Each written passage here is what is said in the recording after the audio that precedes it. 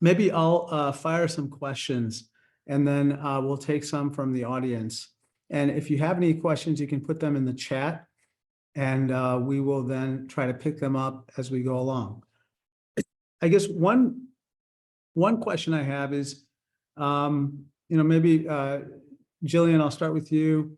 What are some common misperceptions or biases that people without a four-year college degree might have themselves about kind of finding a job, barriers to entry, and their quote unquote ceiling for what they can aspire to? Yeah, I think one of the main misconceptions is that they feel unqualified, and they're not sure what that path is to gaining those skills that they need. And so I think that they face jobs, just like you said at the top of the conversation here, in terms of how they can penetrate sustainable careers by getting the skills that they need. So it's, what are the paths? How can I get there? And I think, some of the things that they're up against are really, looking at jobs that really evaluate them on capabilities and not necessarily credentials. And so I think that's a common misperception is, how do I take the knowledge and expertise that I have, and how do I find that path? And so, at Zurich, we believe that apprenticeship is that on-ramp for many people who have been previously overlooked. And we think that that really builds a pipeline of capable and non-degreed workers for our company. So I would say, really that issue of capabilities versus credentials, and that feeling of, where can I find that kind of inroad or that path? And we believe that's apprenticeship. Very good. Maybe I'll go to Jim real quick. Jim, I guess, can you tell us about a couple of success stories of individuals who built a career without a college degree, and what we might learn from their experiences? You bet. A lot of success stories coming out of JAG. When you look at the students that are in our program, we look at a selection criteria of multiple challenges that they have faced or are facing currently, personal and at school. And when we look at all those kids that have come through our program, they're coming to us with bullying and academic, physiological, environmental barriers. JAG did a study years ago that if the mother did not graduate from high school, it was a leading indicator that the son or daughter would not graduate as well.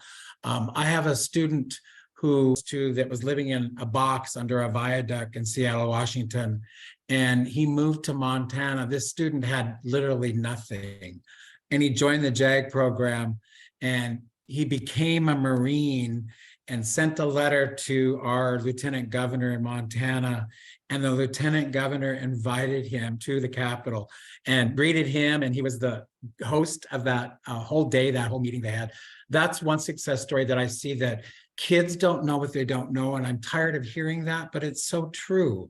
They don't know until they get the opportunity. And I think giving them the opportunity is really important.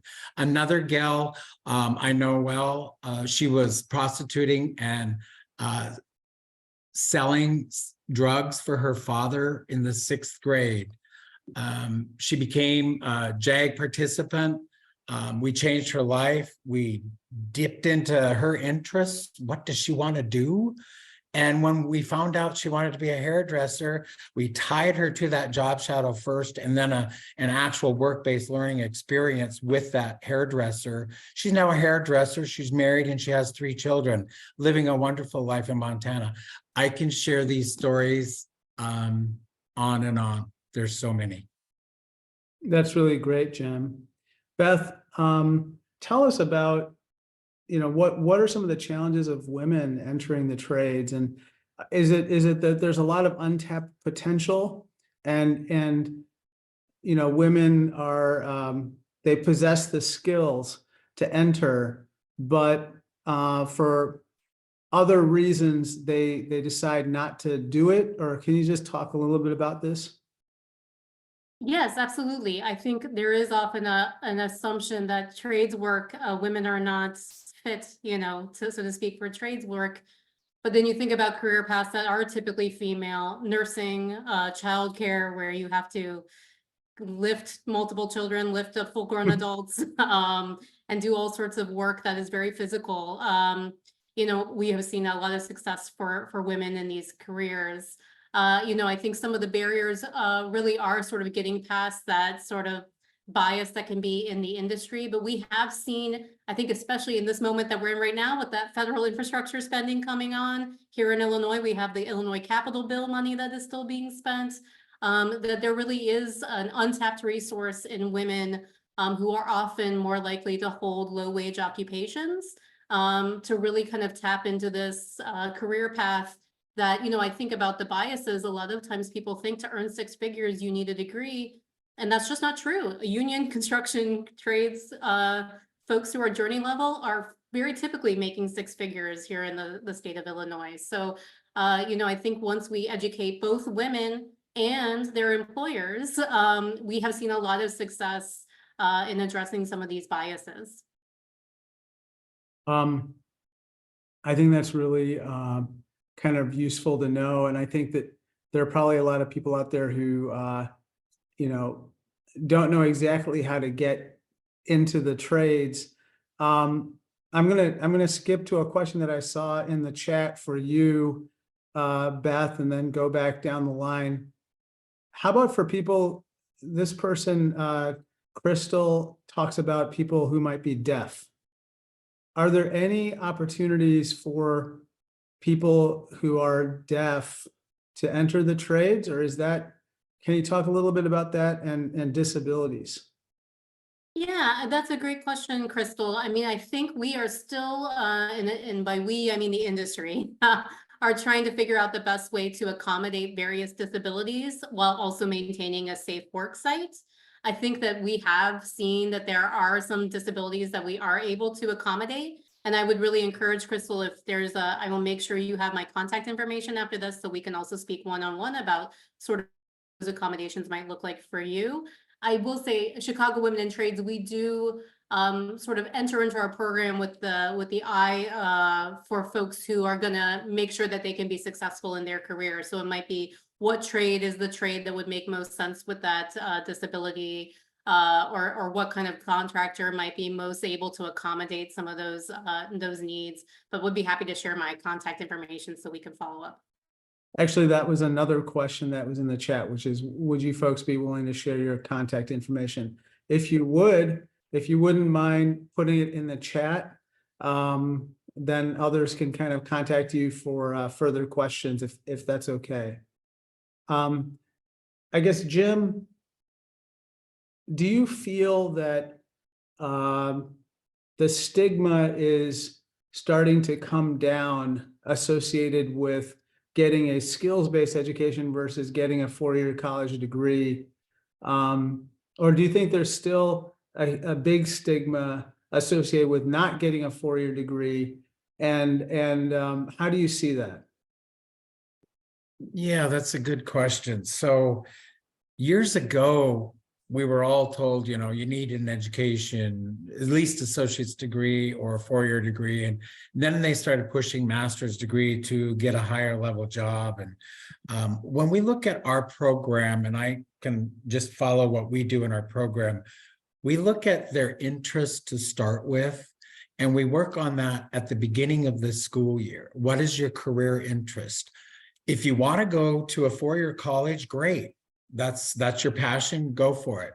But we build on that interest, and we have what's called an individual development plan. And we look at the barriers that they're already possessing, and then we try to see how they can overcome those challenges to be more successful. So when we look at that career that they're interested in, we tie them to a career. I remember one year I did 320 job shadows with middle school and high school kids in 1 year. I absolutely loved it, because to see them get an interest of some position that they really were passionate about. So when you look at the stigma from years ago, it was, yes, you need a 4-year college degree, but now we're looking at skills-based. We're looking at, we look at our 4 targeted industries: manufacturing, advanced manufacturing, healthcare, IT, skilled trades. Those are the 4 areas that we encompass when we talk about our targeted industries. And so we tie our kids to those. Why? We want them to have sustainable wealth. It doesn't matter if you have a degree, as long as you have a job that you're passionate about with a succession plan, benefits, maybe daycare, whatever that job may offer. Those are the things our kids are interested in. They're not so much interested in going to college and having to foot that bill like we see it now. And I'm not opposed to education, but I see more and more students of JAG are interested in a pathway that will connect them to a job that they're passionate about. Well, thank you. And the questions are mushrooming on this on this chat. So Jillian, I love the idea of apprenticeships, and that's something that is has been pioneered in Europe with a lot of success. And I presume that Zurich, being a Swiss company, has kind of embraced that model in a big way back in Switzerland and is bringing it here. I guess what do you see as a couple of things? One, barriers here to making this apprenticeship model kind of scale up, because it feels like some employers do offer apprenticeships, but not all employers do. And so that gets me wondering, well, why is that? Why don't more employers do that? And so can you talk a little bit about how do we, like, what are some of the barriers you see? By the way, and tell us how many apprentices have graduated from or have come out of your programs in Schaumburg. So we've hired 300 people into our program since 2016. And we're very proud of that. In terms of graduates, we have over 125 graduates at this point. So we're pleased about that. And that number differential is, our program is a 2-year program. So we always have 1st year and 2nd year apprentices going through that at the same time. But I can, in terms of those barriers that you were talking about, Congressman, I think that one of the goals right now, I think that the U.S. Department of Labor with the Apprentice Ambassadors program, we're proud to be a part of that program. And part of that is promoting apprenticeship to other employers, other nonprofits, other intermediaries, so that we can really encourage the United States to really take off on the models of Switzerland and Europe. And so you're correct. We have very much learned from our Swiss roots because it's really the gold standard over there. Students are starting at 14 and 15 to consider their paths. And, here in the US, we think that in terms of getting other employers on board, the Chicago Apprentice Network is one of those groups that Zurich, Aon, and Accenture have connected. And what we're doing is really trying to promote other employers. So we have over 100 employers in Chicago in that network. And what we're doing is we're partnering with companies that are thinking about the apprenticeship model. So I think part of what really helps other employers is learning from those that have done it and really sharing the model, because the model is flexible. scalable. You can start with 2 apprentices, or you can start with 20 apprentices. And so I think there's a lot of opportunity in terms of partnership and collaboration with those that are currently, in the apprenticeship space. Now, how about, I'll go to you and then go back down the line. For underserved communities, or, folks who are living at some distance from Zurich, let's say, or for that matter, from many employers now, what do you do to make it more possible for, say, people with children to have a little bit of childcare so that they can actually participate in an apprenticeship program? How about housing? Housing is so darn expensive now in most metropolitan areas, including Chicago. Is there anything that you're thinking about in that realm? And then, of course, transportation. So those 3 things, I think, really affect underserved communities, inner city communities, for that matter, other places as well. Housing, transportation, and childcare. Speak to that, please. Yes.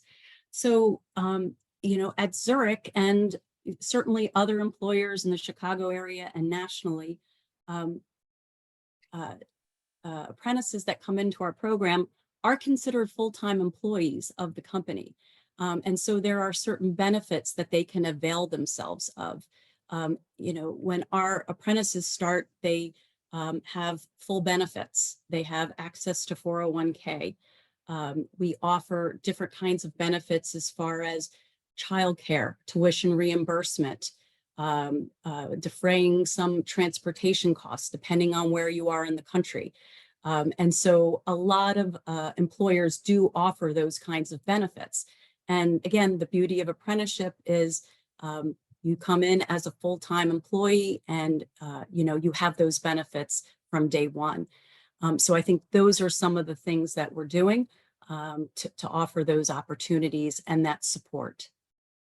Got it. Thank you. Sorry, I have we have these bells that go off that make Congress look like school, and sometimes some of the members here act like children. So it all works just great. No, but in all seriousness, apologize for the bells. We'll be voting soon. Jim, I guess if you are somebody without a college degree, a 4-year degree, and you're applying for a job, what, and let's say that you had a challenging past, okay? Let's say you did engage in some illegality, or you have a record, because I see that as a question that came up in the chat as well. How do you get through the filtering systems? How do you get your resume in front of a live human being who can actually evaluate it and give you a chance, and not just get filtered out the way that I talked about in my opening remarks? Yeah, good question. So we do have a lot of students that have been, either incarcerated or have been, somewhere affected, through the law, through the system. And what we always have said to our specialists, those are the individuals that teach the program, the JAG program, find their passion, find their interest. And from that, they get excited. I mean, if you've got somebody that had some kind of a juvenile or some kind of I've just used MIP, a minor in possession of alcohol, simple little mistake, right? But you can overcome that mistake by looking at what your worth is. And we always say this JAG program is your sense of belonging. It's student-led because it's about you. What are your interests? And then what our specialist's job is to tap into their interests, meaning, how can I connect you with somebody? We had somebody say, one of my students has been in trouble, I don't know how many times, always absent, but they're interested in becoming a tattoo artist. I said, great, get a tattoo artist in the class, or take that person out to do a job shadow at a tattoo parlor. Why not? It's a job. find their interests and then lead them to that position. So when you talk about the struggles and the challenges that our kids have, there's so many different things that we look at that gets them on the right bus. By that, we provide resources. You know, if It almost feels like you folks at JAG, I mean, having that mentor, having somebody who cares, yeah. helps a lot, especially for our youth who might have strayed or something and kind of want to get back on track. Yeah, our specialists are considered the mother, the father, the doctor, the lawyer, the policeman. I mean, they wear many hats because they're up against a lot in the classroom, and our jobs are to save lives, and that's what we do in JAG. So thank you, Jim. Beth, I have a question from the chat. Okay, you talk about women and their involvement with the unions. What do you do for women who may not be union members or don't want to necessarily? I happen to support unions and collective bargaining, but what do you do for people who may not want to join a union or who may want to do something different? Also, how about who also want to be contractors, as opposed to maybe they don't necessarily want to be day-to-day kind of in the trades, but they want to run a company. Do you help people like that?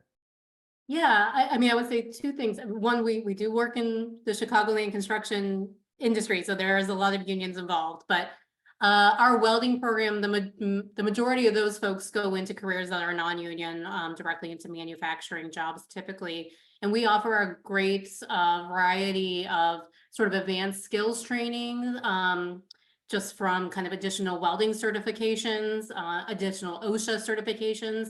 The nice thing about those certifications is they're transferable across other jobs that you might have in other industries.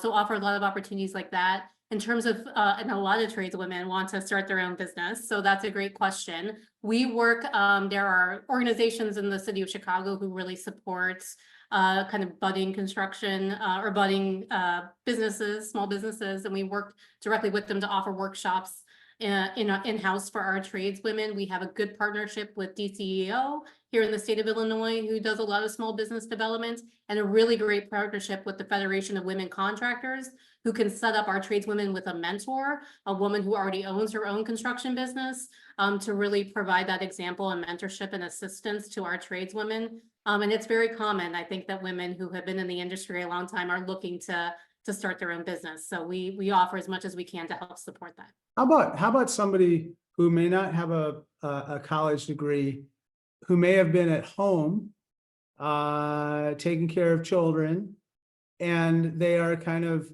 now they're maybe they're empty nest, or their children are older and they wanted to get into the trades. And there's an interesting question in the chat about retirees, people who are maybe they're starting a second career after having done something different. Talk to me about that, like people either second careers or even retirees getting into the trades. Yeah, there's always a focus on young people to get them educated, that it's an opportunity and that it's an option. But frankly, I think the average age of our participant at CWIT is 31. So they are second career folks. A lot of times they've spent time in, say, the service industry or the retail industry, realized it was not supporting their families. They were on their feet, it was really looking for other opportunities. So we do have kind of all across the age spectrum, definitely folks, I think, who are in second or third careers, 30s, 40s. We graduated somebody in their 50s from our training program before. So that is a very common experience. I think women sort of try other opportunities, realize it's just not for them, and really want, again, that economic security, the good wages, the good benefits. And we train all ages. That's true. Okay, Jim, here's another question for you. Are you optimistic that we as a country are kind of doing better in terms of the way that we approach people without four-year college degrees? Do you feel that things are improving and that we are going down the right path? Or do you feel that, maybe we're not given the number of job vacancies, for instance, there's like, I forgot the exact number. It's between 7 and 10 million job vacancies. And we have a very low unemployment rate, as you know. You sometimes wonder, are we doing enough? Is there something, what's the disconnect? And I'd be curious what you see. Yeah, thank you. I've been following in the years, previous years, working in my job with JAG, what the global countries are doing, like Japan, they're competency-based, right? JAG became competency-based as a result years ago. We used to look at the lessons that we provide, all competencies, career development, basic skills, leadership, team building. Those are competencies that corporate America wants.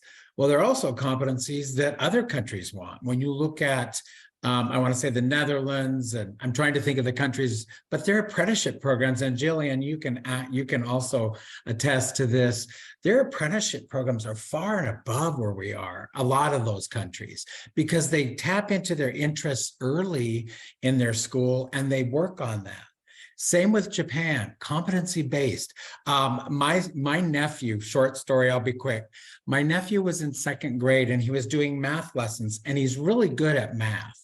Well, the teacher took his sheet that he was working on, scored it. He got 100%, got all of them correct. She gave him another sheet and said, now go back to your desk and do these. It was the same questions, the same problems. Why? We should be challenging our kids to go above that. And I think in JAG, we do project-based learning. We have Buck Institute of Education come out every summer and train our specialists on the PBL framework, which is projects. Why? We want something that's authentic, that can be produced in a public forum, like a public product, like a courtyard project that the kids turned into something beautiful, you know? All those projects teach multiple lessons on our competencies. Once they learn those competencies, that's what JAG is, that's what corporate America wants. They want somebody that can work as a team and is a great leader.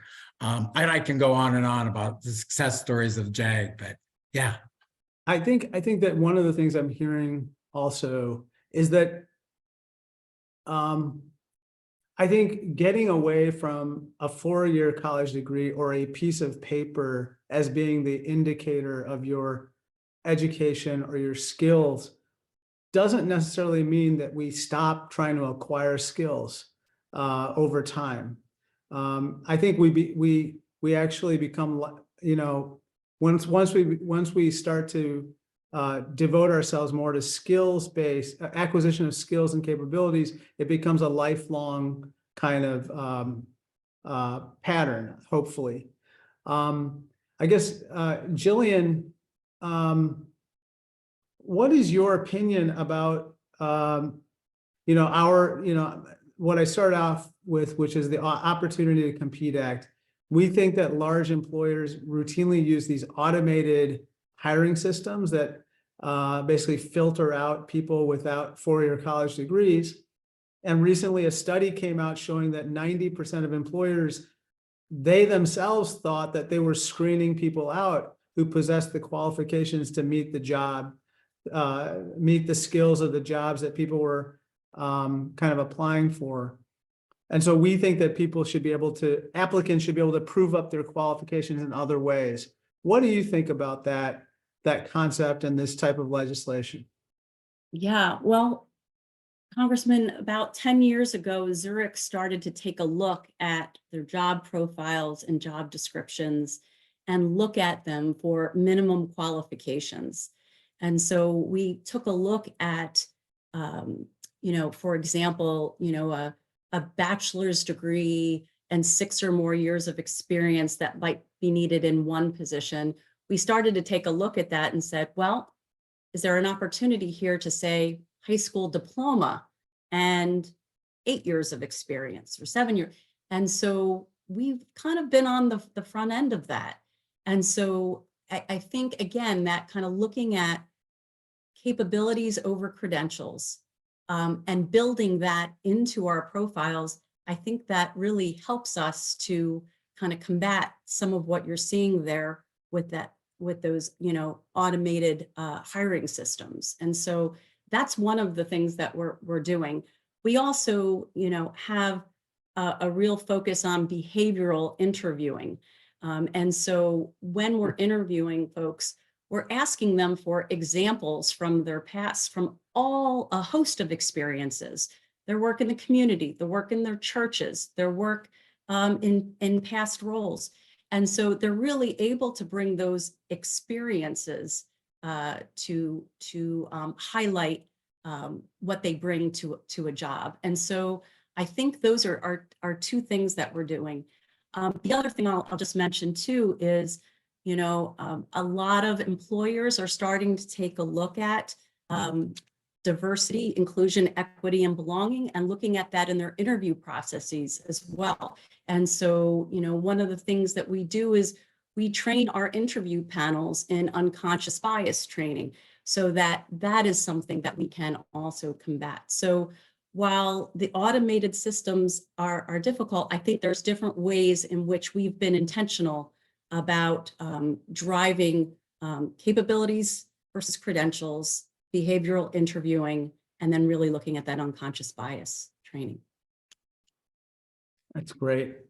Well, I unfortunately have to go do my job, and I have to start voting. They called votes, and so I'm calling you. I'm zooming in from Washington, D.C. today. I just want to thank Jillian, Jim, and Beth for really some very, very insightful remarks. Thanks for illuminating kind of the various barriers that people face to getting jobs, but also the opportunities. And I'm really happy that each of you has provided examples of folks who've kind of made it without a four-year college degree.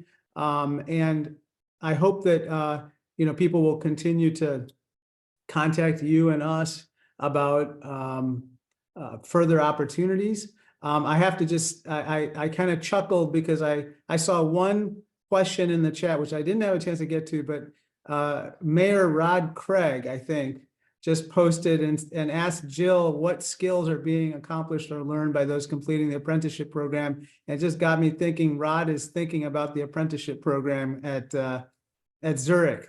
But I think he's gainfully employed, so maybe he's asking for but he's a terrific mayor. But in any case, I just want to say thank you to all of those who are watching from home. Thank you for all the questions. I hope that the panelists will make themselves potentially available to answer more questions and be reachable. I see Jim put his information in the chat. I'm sure the others will too, Beth and Jillian. And, thank you so much for everything that you do every day for our constituents and the community. I'm really grateful. Thank you.